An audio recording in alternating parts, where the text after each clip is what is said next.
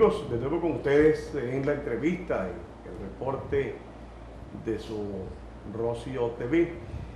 Aquí estamos hoy para compartir con ustedes, como siempre, esta media hora conversando sobre los más importantes temas de interés colectivo. Hay muchos temas sobre los cuales queremos hablar y debemos hablar con todos ustedes, porque sabemos que ustedes también estarán interesados. La situación del país, de eso tenemos que hablar todos y estar pendientes y atentos todos con lo que está pasando. Y tenemos, digamos que, dos grandes problemas principales: el problema económico y el problema de la seguridad, o de la inseguridad, mejor dicho, a nivel nacional. Los dos grandes problemas que obviamente sí inciden en todo el quehacer de la vida nacional, en todas las demás áreas, porque la situación económica que tenemos obviamente también afecta a la salud, a la educación, a los servicios públicos, a la vialidad, a todo lo demás lo afecta el problema económico, como lo afecta también el de la inseguridad.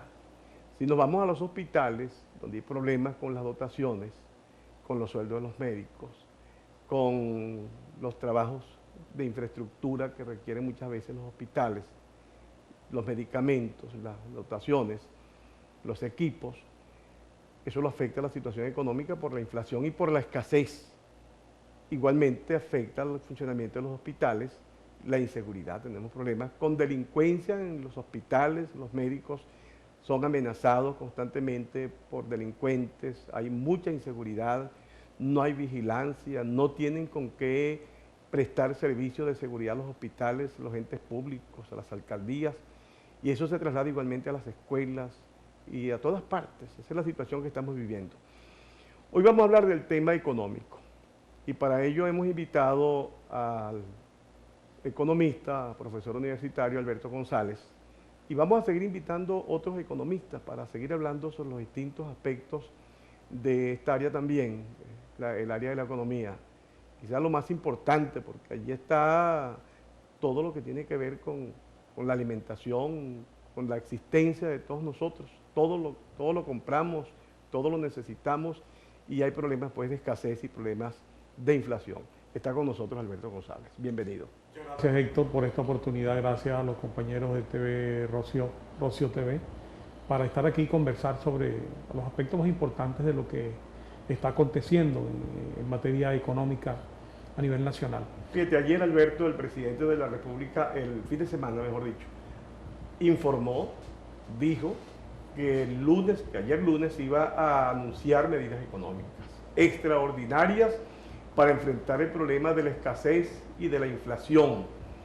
Antes lo hemos oído hablando de medidas para combatir el bachaqueo, todo lo que ocurrió en las fronteras, que han tomado algunas medidas, pero que no se han visto realmente los efectos, como lo que ha ocurrido con la inseguridad también, con los operativos, estos planes que han hecho, que han anunciado, que tampoco han dado mayores resultados.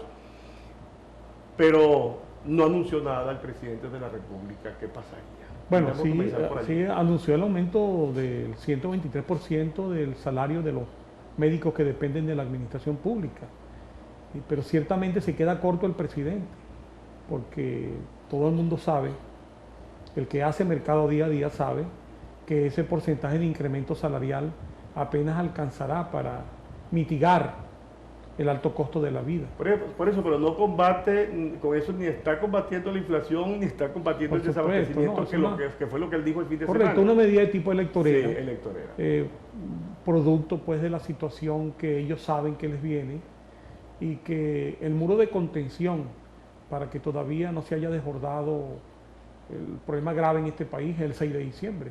La gente sí tiene como esperanza el 6 de diciembre como fecha tope para buscar una salida democrática, constitucional y electoral.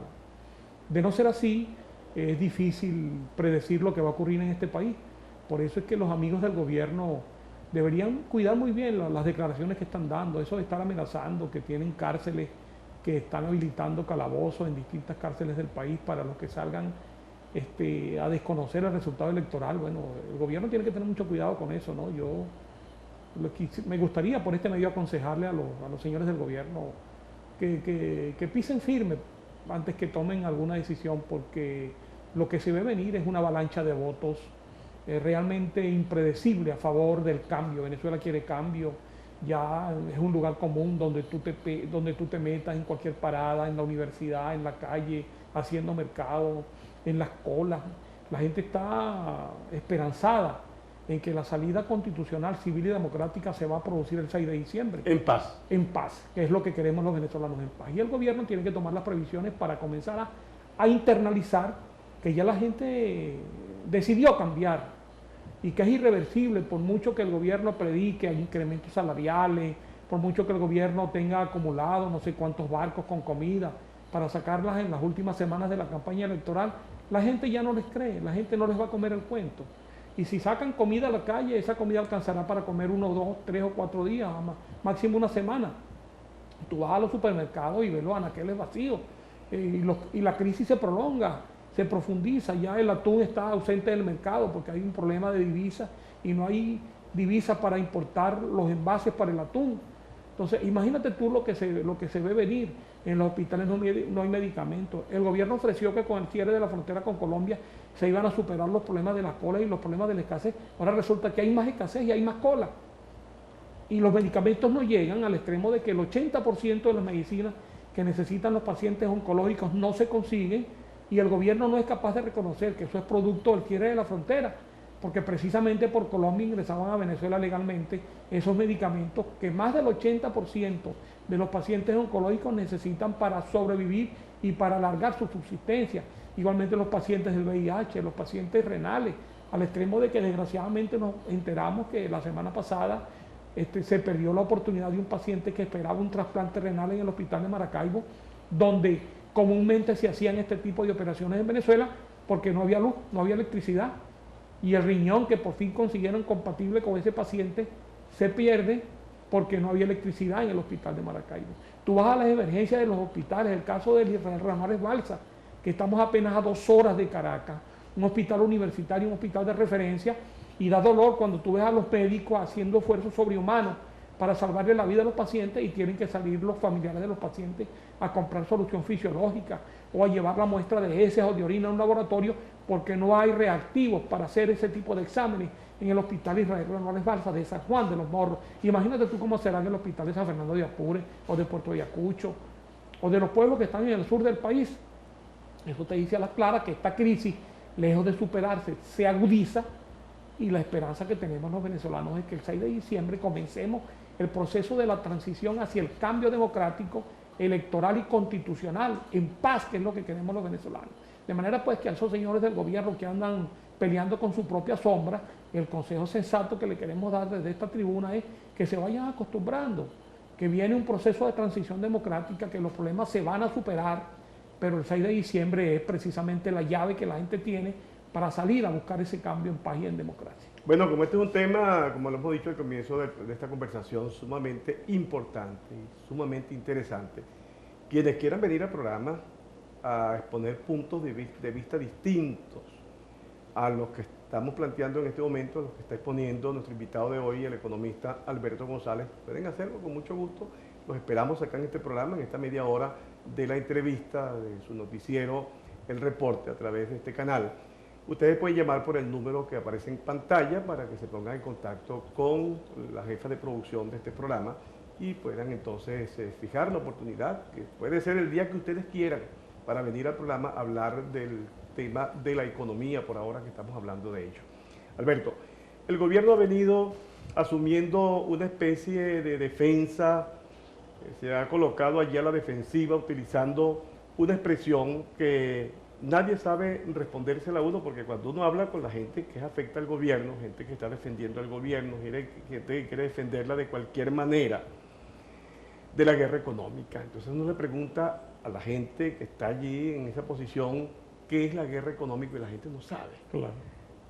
¿Qué entiende Alberto González como la guerra económica? Dijera Máximo Blanco, dijo en una oportunidad en un programa de esto, bueno, la guerra económica se la hizo el gobierno a los sectores económicos del país, claro, cuando comenzaron las expropiaciones y todas esas cosas, ¿no? En eso tienen 15 años, pero no solamente, sino que todos los días añaden un ingrediente a esa bendita guerra económica, entre comillas. El primer elemento de confusión, el primer elemento de distracción es el silencio y el mutis que hace el Banco Central de Venezuela, que tiene aproximadamente ya 1 año, 8 meses, que no reporta como debería todos los lunes de la semana, de acuerdo a la ley del Banco Central, los índices inflacionarios y el índice de precios al consumidor, que es lo que nos permite evaluar, pero que además hace posible que el inversionista, que se guía en función de los índices del Banco Central, que es el único instituto oficial autorizado para publicar ese tipo de variables o de indicadores económicos, entonces aquí no hay un parámetro sobre el cual seguirse, al extremo de que hoy en día tú preguntas en la calle, bueno, ¿y cuáles son los indicadores económicos con los que se está manejando nuestra economía? La gente te dice el indicador kilo de queso, el indicador un cartón de huevo, el indicador caraotas negras. Entonces la referencia que tiene es el indicador perro caliente. ¿Cuántos días te aumenta? ¿Cuánto te aumenta cada día el valor del perro caliente? ¿O te aumenta cada día el valor de un cartón de huevo? ¿O el valor de un kilo de queso llanero? ¿O el valor de un kilo de caraotas? Entonces la gente dice, bueno, el gobierno no publica, pero aquí está el índice inflacionario, que el presidente dijo, por cierto, irresponsablemente, con todo el respeto que nos merece el ciudadano presidente, que la inflación está por el orden del 80%. Eso no lo cree ni él mismo. Todos los indicadores nos dicen que vamos a llegar a diciembre con una inflación de 3 dígitos, sobre el 200%. O sea que si tú comprabas con un bolívar, lo que tú comprabas con un bolívar el 1 de enero, para comprarlo el próximo 1 de enero del 2016 vas a necesitar 200 bolívares. Esa es la mejor referencia de la aguda y profunda crisis económica que estamos viviendo. ¿Por qué? Porque no hay producción. ¿Por qué? Porque confiscaron las empresas. ¿Por qué? Porque acabaron el aparato industrial. ¿Por qué? Porque acabaron con la agricultura. ¿Por qué? Porque montaron una economía de puertos, porque para ellos el gran negocio era importar con dólares a 6.30, que lo maneja una élite bien privilegiada del gobierno militarista que nos controla, que nos gobierna, y entonces con esos dólares a 6.30 importaban para venir a vender luego aquí a dólar libre. Y esa es la diferencia. ¿Cómo es posible que un caucho te esté costando para un carro 20 y 25 mil bolívares? Que una batería te esté costando 20 y 25 mil bolívares. Que el año pasado un caucho costaba 4.000 bolívares. Que al año pasado ahorita cuesta 25 y 30 y 40 Ahora vale 25 y 30 mil bolívares un caucho. Y el gobierno anuncia que vienen 400.000 baterías y 4 millones de neumáticos. Bueno, pero ¿y qué sentido tiene que los traigan para venderlos a esos precios? ¿Por qué cerró la Goodyear? ¿Por qué cerró la Duncan? ¿Por qué cerró a Grisleña? ¿Por qué acabaron con la agricultura? ¿Por qué acabaron con la economía de servicio que en este país funcionaba medianamente bien? Y ahora se oponen, no solamente eso, sino que además en el marco político electoral hablan de un bendito acuerdo que la oposición estaba obligada a firmar en el CNE. Yo primera vez que veo con un acuerdo, que vamos a firmar un acuerdo que lo decide una sola parte. Ahora, ¿quién cumple y quién no cumple? Al gobierno vale la pena recordarle. Cuando Antonio Ledesma gana la alcaldía metropolitana, crearon un gobierno en el Distrito Capital y le quitaron el 95% de los ingresos para gastos de inversión. Cuando Henry Falcón gana la gobernación de Lara, crearon Fundalara y pusieron allí a Reyes Reyes o al hijo de Reyes Reyes. Y todos los recursos que antes administraba la gobernación de Lara pasaron ahora a ser administrados por esa fundación. Capriles gana la gobernación de Miranda, crearon Corpo Miranda y pusieron allí al frente a Elías Agua, desconociendo el resultado electoral. Entonces, ¿quién cumple los acuerdos y quién no los cumple? Entonces van a venir ahora con ese cuento de que estamos obligados a firmar un acuerdo que solamente lo decidieron ellos.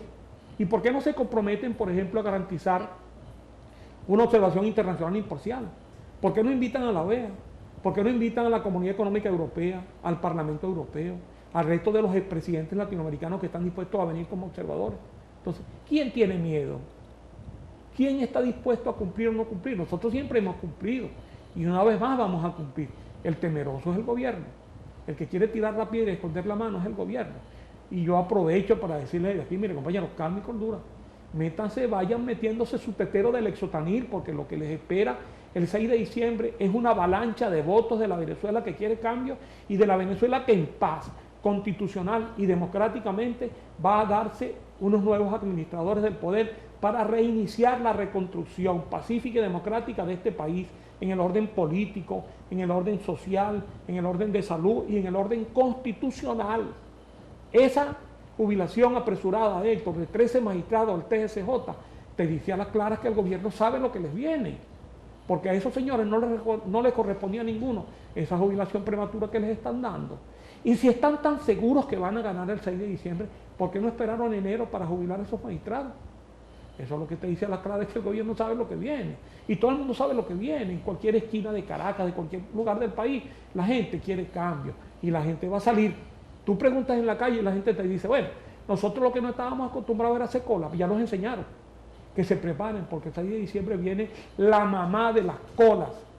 Que desde las 4 de la mañana toda Venezuela va a estar haciendo para votar por el cambio. Por los diputados de la Mesa de la Unidad Democrática.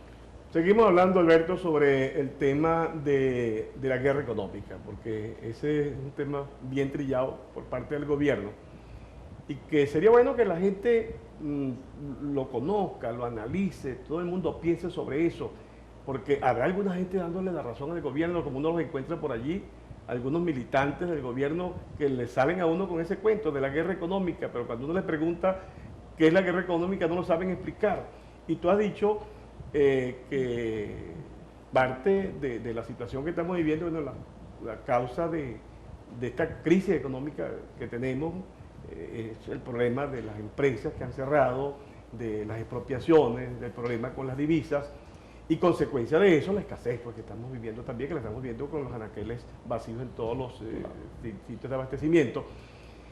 Y junto con el desabastecimiento tenemos la inflación. ¿Por qué tanta inflación? Y te voy a dejar allí con un ejemplo que llama poderosamente la atención, que debería llamarnos la atención a todos. ¿Cómo es que un kilo de caraotas esté costando 1.200 bolívares, mientras que un kilo de harina pan, que lo hace la empresa que más está golpeada, que el gobierno ha venido golpeando más en los últimos meses, que es la empresa Polar, un kilo de harina pan debe costar 30 bolívares y un kilo de caraota 1.200 bolívares. Pero, esa desproporción que expresa una gran inestabilidad en la economía nacional. Pero lo primero que hay que decir es lo siguiente. 1.200 bolívares en bolívares fuertes, pero en el pasado reciente eso equivale a 1.200.000 bolívares. Así es. Un cartón de huevo está costando 1.000.000 de bolívares. Un kilo de queso está costando 1.000.000 de bolívares. ¿Cuándo pensó uno que un kilo de caraota iba a costar 1.200.000? Ahora, ¿por qué esos precios? Bueno, por una razón muy sencilla. Como acabaron con el aparato industrial y acabaron con la agricultura, esta economía de puertos lo que permite es las importaciones, y el gran negocio para el gobierno ha sido precisamente ese. Tú no ves cómo traen los barcos llenos de pollo y los dejan podrir en alta mar, los barcos llenos de leche y las dejan vencer en alta mar, para que los enchufados hagan sus negocios y puedan vender la leche entonces para producir yogur, y el pollo lo puedan vender para producir alimentos concentrados para animales, y todo eso ¿quién lo está pagando? El pueblo venezolano. Ahora, ¿cuál es el gran problema? El problema es ese diferencial cambiario. Tú no puedes pensar que vas a recomponer una economía si tú tienes 4 cambios. Tienes un cambio a 6.30 para elementos esenciales y para medicina, tienes un cambio a 12, tienes un cambio a 190 y tienes el cambio libre, que debe estar por encima de los 800 bolívares hoy en día. Yo no vi la página hoy, pero debe estar como en 800, 880 bolívares. Entonces, ¿qué es lo que ahora, ocurre? para producir queso, para producir huevos, para producir granos, como en este caso las caraotas, los frijoles están también por los 800 bolívares Ajá. y más. A esa producción la afecta en la situación del dólar, el problema del dólar libre, Por que es supuesto. al que tienen acceso los importadores. Por supuesto, pero ¿quién tiene acceso al dólar a 6.30? Una élite muy privilegiada, muy selectiva. Los más allegados al alto gobierno Los son nuevos empresarios bueno, del sí, gobierno. los empresarios bolivarianos, para llamarlos de alguna Boliburgueses. manera. Boliburgueses son los que tienen acceso al dólar a 6.30. Sí. Pero el mediano empresario que ha tenido que reducir su nómina, que ha tenido que bajar su Santa María, que trabaja con una capacidad instalada de un 30% y tiene una capacidad en desuso de un 70%, pero que tiene que pagar galpones, que tiene que pagar luz, que tiene que pagar electricidad, que tiene que pagar nóminas. Aquí hay una gran cantidad de empresas que tienen a sus trabajadores en vacaciones permanentes en su casa, pagándoles el salario mínimo, porque no tiene sentido que los pongan a producir, porque no pueden competir con el precio. Ni siquiera de se los puede productos hablar de que haya importados. especulación, porque es que hay una inestabilidad tan grande que, No se puede hablar que el de eso. invierte no sabe cuál va a ser el beneficio Porque que va a tener además, con la Héctor, en inversión, porque economía, todo va incrementando. claro, solo en economía, porque no es una inestabilidad que los precios suben y bajan, es que cada día suben más. En economía hay un dicho que es el siguiente: no hay un artículo más caro que el que no se consigue. Y cuando tú vas al mercado, ¿y por qué prosperan lo que ellos llaman el bachaquerismo? Precisamente por eso, porque la gente que necesita un litro de aceite, la gente que necesita papel sanitario, la gente que necesita crema dental, que necesita jabón de baño y no lo consigue, no le importa pagar cualquier cantidad de dinero para tener ese bien, para llevarlo a su casa. Ahora, ¿por qué ocurre eso? Porque el gobierno limita ¿Cuántas licitaciones para otorgar divisas se han hecho este año? ¿Sabes cuántas? Una sola en 9, 10 meses que tenemos del año 2015. Entonces las famosas divisas que el gobierno ofrecía, prometía para bajarle el precio al dólar, para estrangular. Yo recuerdo que el presidente hablaba, vamos a estrangular al dólar paralelo. Y resulta que el dólar paralelo está en 800 y dele, y la gente no consigue los productos. El que está estrangulado es el pueblo. El que está estrangulado es el pueblo. Entonces, Bueno, Alberto, para que eso pueda tiempo. superarse, lamentablemente Se nos acaba el acabó tiempo, no importa, un minuto más. Bueno, para que eso pueda superarse tenemos que ir a una unificación cambiaria.